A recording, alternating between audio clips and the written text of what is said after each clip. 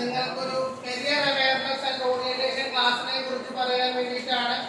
നമ്മുടെ +1 +2 കാലഘട്ടത്തിന് ശേഷം നമ്മളെല്ലാവരും തന്നെ നമ്മുടെ ജീവിതത്തില് കൃത്യമായിട്ടുള്ള ഒരു പ്ലാനിങ് ഉണ്ടാവണം. നമ്മുടെ ജീവിതത്തില് കൃത്യമായിട്ടുള്ള ഒരു പ്ലാനിങ് ഉണ്ടാവണം. ആ പ്ലാനിങ്ങിലൂടെ വേണം നമ്മൾ മുന്നോട്ട് പോകാനായിട്ട്. കൃത്യമായിട്ടുള്ള പ്ലാനിങ് ഇല്ല എന്ന് വിചാരിച്ചു കഴിഞ്ഞാൽ നമ്മുടെ ജീവിതത്തില് ജീവിത വിജയം എന്ന് പറയുന്നത് ഉണ്ടാവില്ല. അപ്പൊ ജീവിതത്തില് ജീവിത വിജയം ഉണ്ടാവാൻ വേണ്ടിയിട്ട് നമ്മള് ഏറ്റവും ആദ്യം എന്താണ് ചെയ്യേണ്ടത്? നമ്മുടെ ജീവിതത്തില് ജീവിത വിജയം ഉണ്ടാകാൻ വേണ്ടി നമ്മള് ഏറ്റവും ആദ്യം എന്താണ് ചെയ്യേണ്ടത് എന്നാണ് ചോദ്യം. നമ്മുടെ ജീവിതത്തില് ജീവിത വിജയം എന്ന് പറയുന്നത് നമുക്ക് ഉണ്ടാകണം എന്നുണ്ടെങ്കിൽ ഏറ്റവും ആദ്യം നമുക്ക് കൃത്യമായിട്ടുള്ള ഒരു ധാരണ ഉണ്ടാവണം. അതിനെയാണ് നമ്മൾ പറയുന്നത് കരിയർ പ്ലാനിങ് എന്ന് പറയുന്നത്. ആ ഒരു അവബോധം നമ്മുടെ മക്കളില് വളർത്തിയെടുക്കാനായിട്ട് നമുക്ക് എന്ത് ചെയ്യാനായിട്ട് പറ്റും? നമ്മുടെ സമൂഹത്തില് നമുക്ക് റൈറ്റ് ഇൻഫോർമേഷൻ അറിയില്ല. പലതും നമ്മൾ ഇന്റർനെറ്റില് തെറ്റായിട്ടുള്ള കുറെ കാര്യങ്ങൾ അടിച്ചു കയറ്റിയിട്ട് വല്ലവരും കയറ്റിയിട്ടുള്ള ഡോക്യുമെന്റ്സ് നമ്മൾ വായിക്കുകയാണ്. അല്ലാതെ കൃത്യമായിട്ട് എന്താണ് എന്റെ ജീവിതത്തിൽ ചെയ്തു കഴിഞ്ഞാൽ, എങ്ങനെ പഠിച്ചു കഴിഞ്ഞാലാണ് എനിക്ക് നല്ല മാർക്ക് കിട്ടുക എന്നുള്ളത് നമ്മൾ അറിയണം. നമ്മൾ പഠിക്കുന്ന പല വിഷയങ്ങളുണ്ട്. ഈ പഠിക്കുന്ന വിഷയങ്ങൾ കഴിഞ്ഞതിന് ശേഷം നമ്മൾ നാളെ ഒരു ജോലിക്ക് എങ്ങനെയാണ് എക്വിപ്ഡ് ആവുക എന്നുള്ളത് സ്വയം നമ്മൾ ആലോചിക്കുക. നിങ്ങൾക്കറിയാം, കപ്പലില് നമ്മൾ ക്യാപ്റ്റൻ എന്ന് പറയുന്ന ഒരു പദവി ഉണ്ട് അല്ലേ? കപ്പലിലെ ക്യാപ്റ്റന് ഒരു മാസം ശമ്പളം എത്രയാണെന്ന് പറയാമോ? ഇയാള് പറഞ്ഞോ, കപ്പലിലെ ക്യാപ്റ്റന്റെ സാലറി പറഞ്ഞോ? നേരത്തെ പറയുന്ന എത്ര ശമ്പളം? 2 ലക്ഷം. വർത്താനം പറയുന്ന പറയും. എത്ര രൂപയാണ് കപ്പലിലെ ക്യാപ്റ്റന്? 5 ലക്ഷം. ലാസ്റ്റ് കപ്പലിലെ ക്യാപ്റ്റന്റെ ശമ്പളം എത്രയാണ്? 5 ലക്ഷം. നിങ്ങൾ ശ്രദ്ധിക്കാം, കപ്പലിലെ ക്യാപ്റ്റന് ഒരു മാസം 20 ലക്ഷം രൂപയാണ്.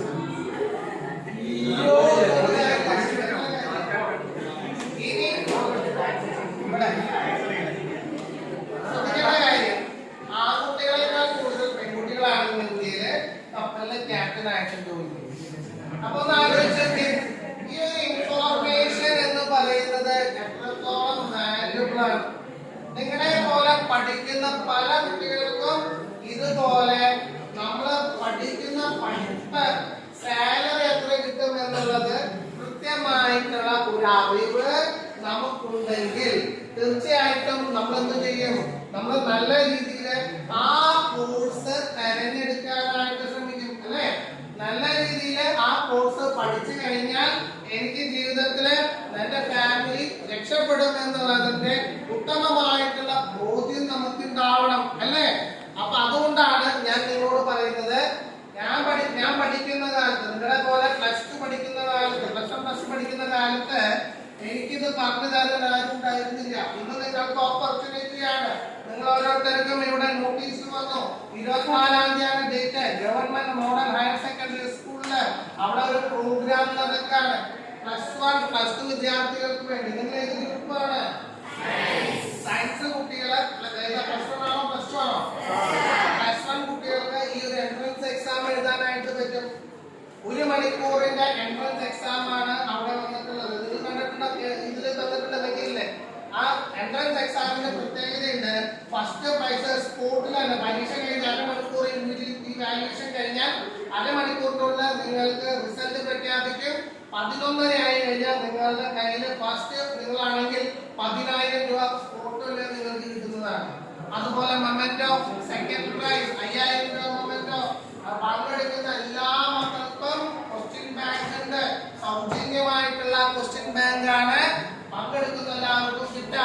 അപ്പൊ ഇതുപോലെ തന്നെ നിങ്ങൾക്ക് സ്കോളർഷിപ്പ് ഉണ്ട്. ഇതെല്ലാം തന്നെ അതിന് കൃത്യമായിട്ട് കൊടുത്തിട്ടുണ്ട്. അപ്പൊ ഇതിലെ 3 നമ്പർ കാണാൻ പറ്റുന്നുണ്ട് ഇല്ലേ? ഞാൻ ചെയ്യുന്ന ഗുഡ് പ്രാക്ടീസ് നമ്പർ 1. ഇതുപോലെ നോട്ടീസ് കിട്ടി കഴിഞ്ഞാൽ ഞാൻ അത് ഫയൽ ചെയ്ത് വെക്കും, സേവ് ചെയ്ത് വെക്കും. കപ്ലന്റ് പൊതിയാൻ കൊടുക്കില്ല, റോക്കറ്റ് ഉണ്ടാക്കാൻ കൊടുക്കില്ല.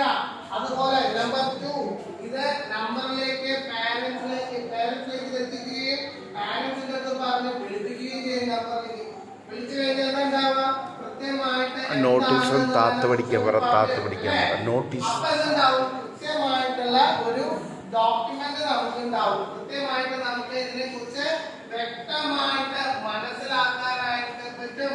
അപ്പൊ നിങ്ങൾ രണ്ടാമത്തെ ഗുഡ് പ്രാക്ടീസ് നല്ല രീതിയിൽ നമ്മൾ എന്ത് ചെയ്യണം? ഇവര് വിളിച്ച് ചോദിക്കുക. ഫോണിൽ വിളിച്ച് ചോദിച്ചു കഴിഞ്ഞാൽ നമ്മൾ എന്താണ് കാര്യങ്ങൾ അവർ പറഞ്ഞില്ലേ? അപ്പൊ ആ ഇൻഫോർമേഷൻ എന്ന് പറയുന്നത് കിട്ടാണ്. അപ്പൊ അങ്ങനത്തെ രീതിയില് നിങ്ങളെ കണക്ട് ചെയ്യാനായിട്ട് നോക്കാം.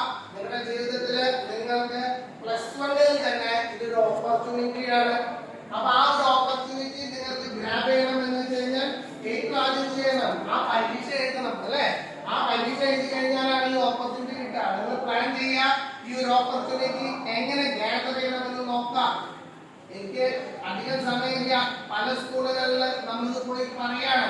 അപ്പൊ പല സ്കൂളുകളിലും രജിസ്റ്റർ ചെയ്തിട്ടുണ്ട് മക്കളെ. ഡയറക്റ്റ് തന്നെ വിളിച്ച് നിങ്ങൾ രജിസ്റ്റർ ചെയ്യാം. അത് കഴിഞ്ഞ് കഴിഞ്ഞാൽ പരീക്ഷയ്ക്ക് നിങ്ങൾ വരാം.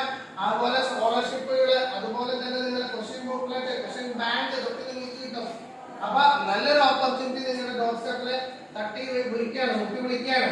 അപ്പൊ ആ സമയത്ത് ഒന്നും വേണ്ട, എനിക്കൊന്നും കിട്ടിയില്ല എന്നുള്ള ഡയലോഗ് അല്ല നമ്മൾ പറയണ്ടേ. ഞാനൊന്ന് ട്രൈ ചെയ്യണം. Let me try. നമ്മുടെ ജീവിതത്തിൽ എപ്പോഴും നമ്മൾ ചെയ്യേണ്ട കാര്യമാണ്. ഇനി 90 ദിവസമാണ് നിങ്ങൾ എക്സാമിനുള്ളോ എന്ന് നിങ്ങൾ ഓർക്കുക. മാർച്ച് 6 എന്ന് പറഞ്ഞ ദിവസം 90 ഡേയ്സ് റിമൈനിങ്. അതിന്റെ ഉള്ളിൽ നിങ്ങൾ കൃത്യമായിട്ട് പ്രിപ്പയർ ചെയ്ത് നിങ്ങളുടെ ബോർഡ് എക്സാമിന് വേണ്ടിയിട്ട് പഠിക്കണം. ഈ പേജ് വെച്ചിട്ടുള്ള ഈ പറയുന്ന പ്രിൻസിപ്പിൾ എല്ലാം തന്നെ STP. എന്താ STP യുടെ ഫുൾ ഫോം?